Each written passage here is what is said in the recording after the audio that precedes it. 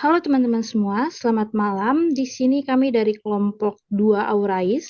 Kami akan mempresentasikan hasil dari diskusi kami terkait tentang proyek akhir atau PA dari program MSIB Kampus Merdeka Batch 5.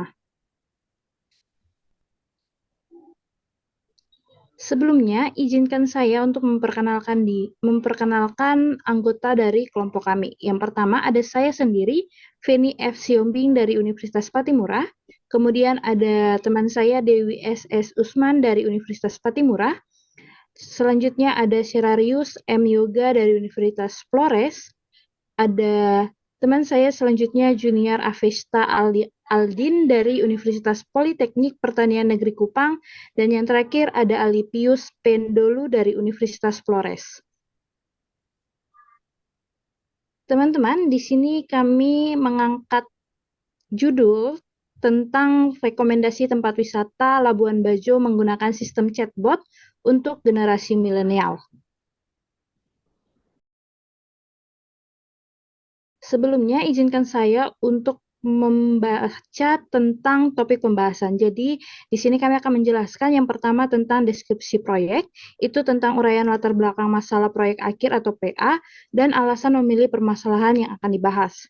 Kemudian yang kedua ada proses pengerjaan PA, itu merupakan serangkaian uraian proses pengerjaan PA dan hambatan-hambatan yang dilalui.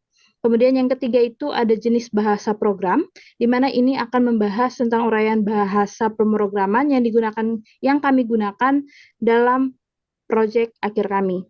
Kemudian ada kelebihan dan kekurangan, di mana ini akan membahas tentang kelebihan dan kelemahan aplikasi atau model AI yang telah kami kembangkan.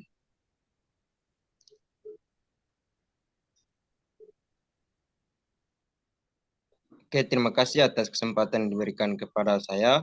Langsung saja di sini saya dipercayakan untuk membahas tentang urai latar belakang masalah. Masalah yang pertama Labuan Bajo mengalami peningkatan signifikan dalam jumlah wisatawan. Yang kedua, kesulitan dalam memberikan informasi yang cukup kepada setiap wisatawan, terutama jika tim pelayanan terbatas.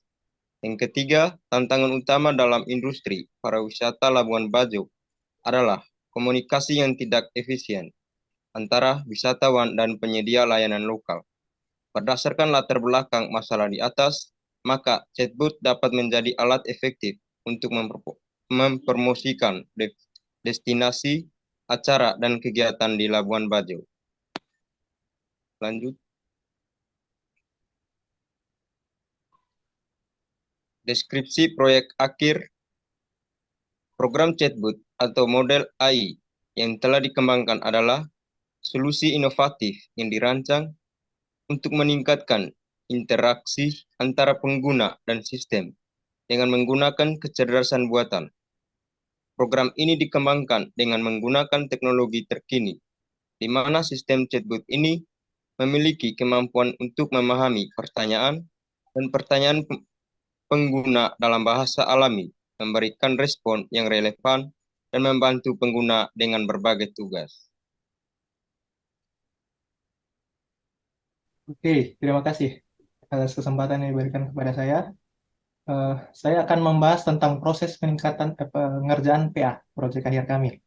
Pada bagian awal, kami akan menentukan eh, identifikasi dan kebutuhan dari sebuah chatbot. Lalu next yang kedua ada penentuan platform dan teknologi. Berhubung sekarang platform yang kami gunakan adalah Visual Studio. Yang ketiga ada analisis bahasa dan pemilihan NLP model. Di sini kami menggunakan JavaScript untuk codingan kami. Yang berikut ada desain fungsional chatbot. Lalu yang kelima ada pengembangan user interface atau UI. Yang keenam ada uji coba. Dan yang ketujuh ada kendala dan solusi. Berikut adalah gambaran dari UI yang kami kembangkan. Lalu dapat dilihat pada pojok sebelah kanan bawah layar.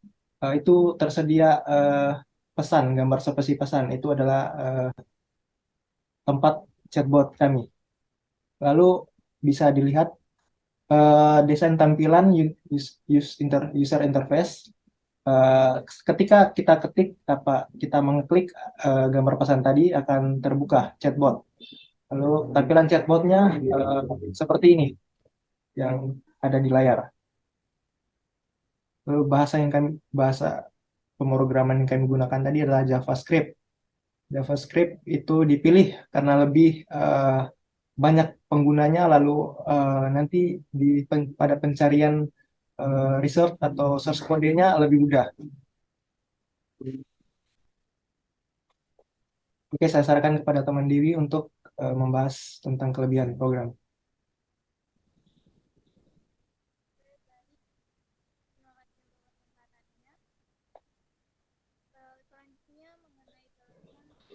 Oke, maaf, sepertinya Dewi ada permasalahan koneksi. Langsung saja saya yang membawa kelebihan program proyek kami ini.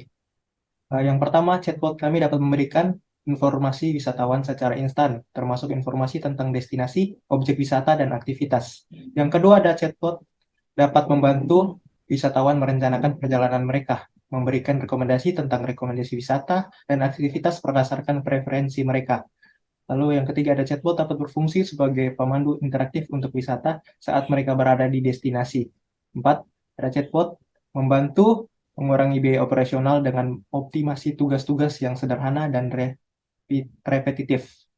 Yang kelima, chatbot dapat memberikan respon instan yang tersedia sepanjang waktu.